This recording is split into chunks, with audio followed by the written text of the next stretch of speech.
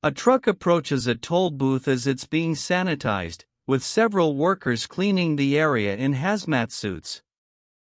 The truck driver passes through the toll booth and accuses them of slowing him down, but the workers assure him that nothing is wrong, and that the area is just being sanitized as there was a small leak at a nearby nuclear plant. As he passes the toll booth, he is distracted by his ringing phone and accidentally runs over a doe. After inspecting the scene, he gets back in his truck and drives off. However, the doe staggers to its feet despite the crash and turns to reveal that it is infected. Meanwhile, in Seoul, Seok-woo is a busy fund manager who barely has time for his daughter Suwon, let alone his divorce. After a stressful day at work and accidentally buying Suwon the same birthday present he did last year, Suwon reveals that she wants to visit her mother in Busan. Seok-woo is initially reluctant due to work, but his mother convinces him otherwise by showing him a video of Suwon singing Aloha Oi at a school recital. She stops singing in the middle of the song, which he couldn't attend due to work. Out of guilt, Seok-woo books the next KTX train bound for Busan the next morning. Early in the morning, Seok-woo drives Suwon to the station, only to nearly crash into an oncoming horde of ambulances and police cars. As Seok-woo ponders what could be going on, Suwon reaches out the car window and catches an ember in her hand, prompting Seok-woo to notice the burning building in the distance. He remarks that there's something bad going on, but drives to the station regardless.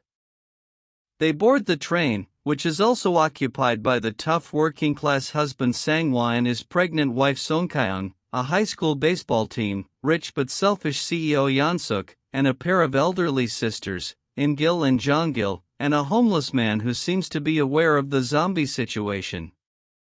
As the train prepares to leave, a spasming young woman boards the train with an enormous bite wound on her leg. Outside the train, station manager then signals the KTX to leave, only to notice a group of people on top of the stairs of the station, screaming at something unseen. Suwon watches through the window as the manager is quickly ambushed by a rabid human, which only she witnesses.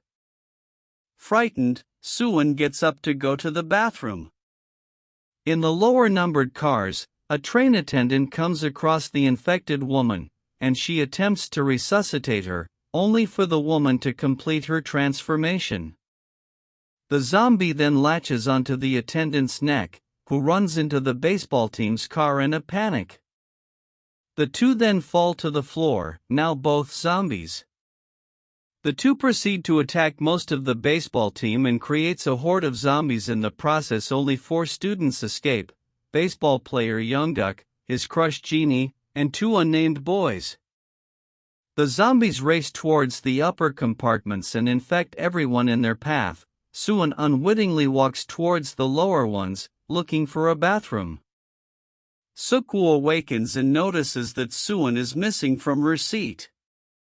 He then receives a call from a co-worker, who informs him that violent riots have erupted around Korea. Soon enough, a group of panicked passengers from the lower compartments rush through past his seat, screaming and running. Now realizing that Suwon may be in danger, Seok-woo runs in the opposite direction and sees Suwon standing right in front of an oncoming horde of zombies. He grabs her, and they are chased by the horde, but Seok-woo successfully reaches his compartment and attempts to barricade it, nearly locking Sang-hwa and Seong-kyeong out in the process. The survivors struggle to barricade the door, then realize that the zombies do not know how to open it, and merely charge at the sight of humans. Seong-kyeong uses water and newspapers to cover the windows, which remedies the situation by causing the zombies to think they are not there. The conductor reassures the survivors over the intercom that the train will not go to Busan, but stop at Daegu Station, as he has been informed that the military has been dispatched there.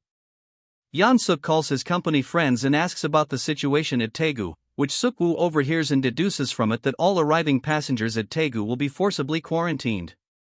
He makes a private call to a coworker and convinces him to pick him and Suwon up separately so they won't be quarantined. The train then arrives at the abandoned Daegu station, and Seok-woo takes Suwon towards the east exit where they will be picked up, while the others go towards the main exit. The homeless man follows Seok-woo, having overheard his phone call.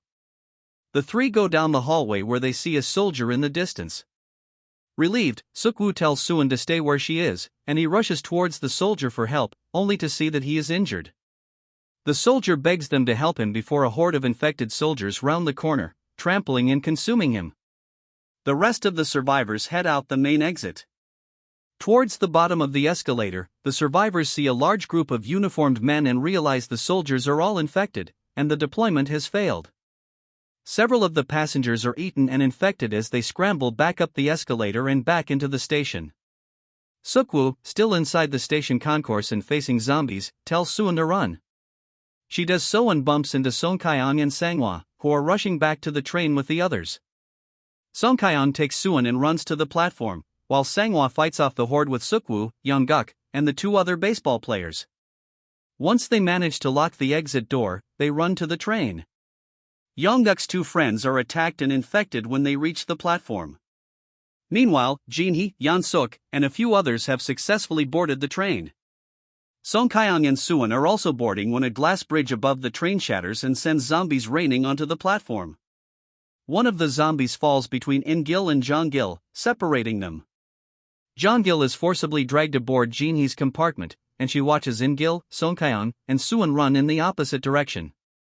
Seong-kyeong, Suwon, In-gil, and the homeless man barricade themselves inside a bathroom in one of the lower infected compartments, while Yeon-guk, Seok-woo, and Sang-hwa successfully get onto a safe compartment.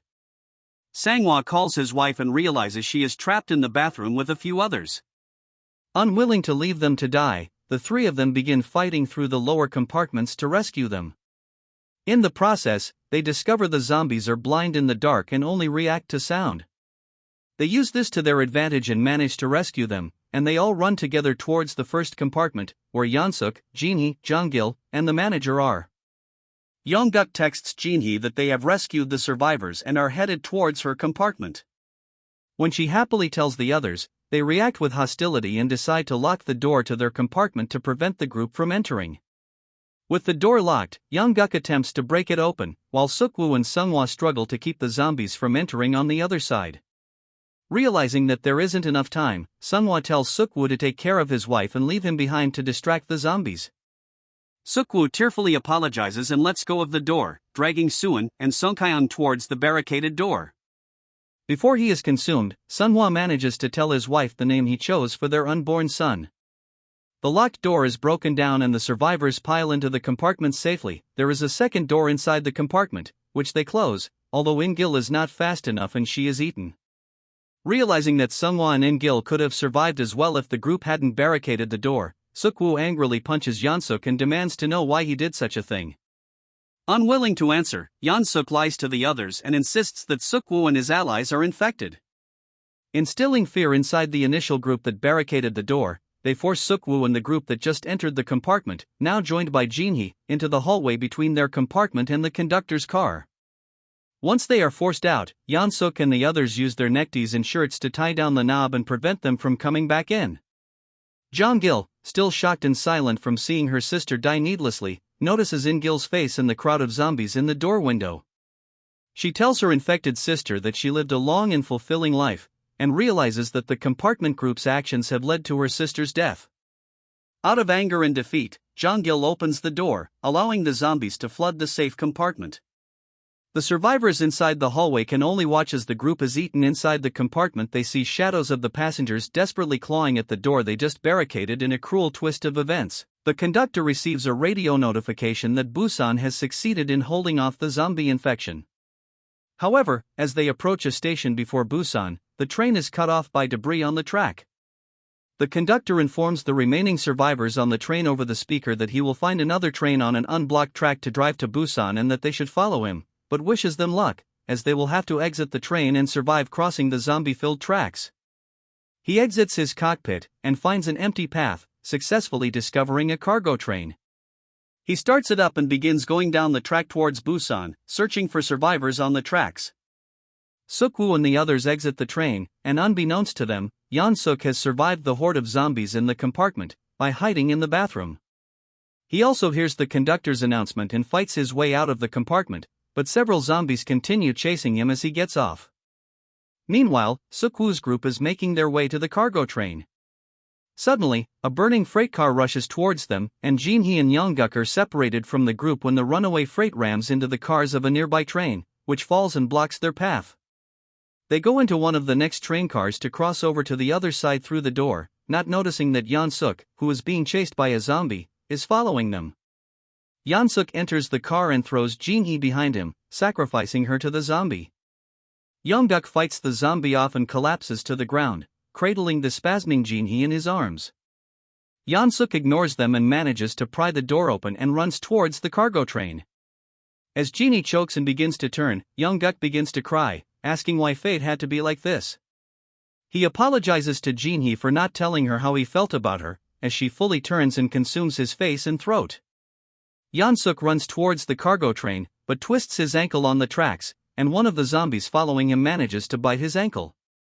The conductor rushes off the car to help, but Yeon Suk betrays him and throws him aside to the zombies like he did with Jin-hee. He ignores the conductor's screams for help as he boards the train alone. Meanwhile, the homeless man, Suwon, Seok-woo, and Seong-kyeong are on the other side of the wreckage, trapped under a train full of zombies. The windows of the train threaten to collapse at any moment. Seok-woo finds an opening under the train and begins to climb under it, but a part of the train collapses and seals the hole before the other three can make it through. The impact also shatters a window, and a small group of zombies tumble out and crawl towards the three. However, the homeless man sacrifices himself to the zombies at the last minute, allowing enough time for Seok-woo to pull the debris away, and for Seong-kyeong and Suwon to escape. They run towards the cargo train and get on the outdoor platform of it. Seok-woo approaches the cockpit but backs away when he sees Yeon Suk in the conductor's seat, milky-eyed and infected. He initially shuts the door, but Yeon Suk opens it. In spite of being a zombie, the infection has not reached his brain. Yeon Suk approaches Seok-woo and begs him to take him home to Busan, speaking like a little boy and reciting his address and the name of his mother. Seok-woo tells him he is infected, and Yeon Suk is momentarily shocked, and he weeps, but within seconds, he is fully turned. Seok-woo begins to struggle with the zombified Yeon Suk and nearly falls off the ledge of the car. Suwon screams on the other side of the car platform, which attracts Yeon Suk, and he attempts to attack Seong-kyeong and Suwon. However, Seok-woo intervenes, and his hand is severely bitten. He manages to throw Yeon Suk off the car but notices his injury. Aware that he will turn very soon, he seats Suwon and Seong-kyeong in the cockpit and tells them how to use the brakes once they get to Busan Station. He then tries to leave the car, but Suwon begs him to stay and reveals that on the day of her recital, she did not finish singing Aloha Oe because she didn't see Seok-woo in the audience. She had been saving the song for her father. The two have a tearful farewell, and Seok-woo holds Suwon's small hands in his for a moment, before throwing them aside and locking himself out of the cockpit. Suwon begins to scream and cry for him to come back. As the infection spreads, Seok-woo sobs as he walks towards the end of the train car, clutching his bloody hand. Suwon continues to cry for him inside the cockpit, as Seong-kyeong tries to hold her back. He slowly approaches the back of the train car, fighting the infection, and begins thinking of when Suwon was an infant. Recalling his happiest memories of cradling her and holding her small fingers and toes, as he did in the cockpit before the infection takes hold, his eyes going white and veins going dark. However, in spite of being fully zombified, Seok-woo continues thinking of Suwon, and he smiles happily towards the sky before falling off the car and onto the tracks. It is left ambiguous as to whether this was due to his body spasming, or him jumping off the car in an act of suicide to keep Suwon and Seong-kyeong safe. The train car finally arrives at the tunnel leading to Busan Station. However, the track is blocked off with debris. The two exit the car and begin walking down the tunnel, not aware that they are being watched on the other side by the Busan military. One of the snipers reports their approach to his superior and is told to shoot them down, as they cannot tell in the dark whether they are infected or not. Just as the sniper is about to pull the trigger, Suwon begins to mournfully sing Aloha Oe to rally the exhausted Seong-kyeong to walk to the end of the tunnel. Hearing her song, the soldiers realize they are not infected and rush to their aid.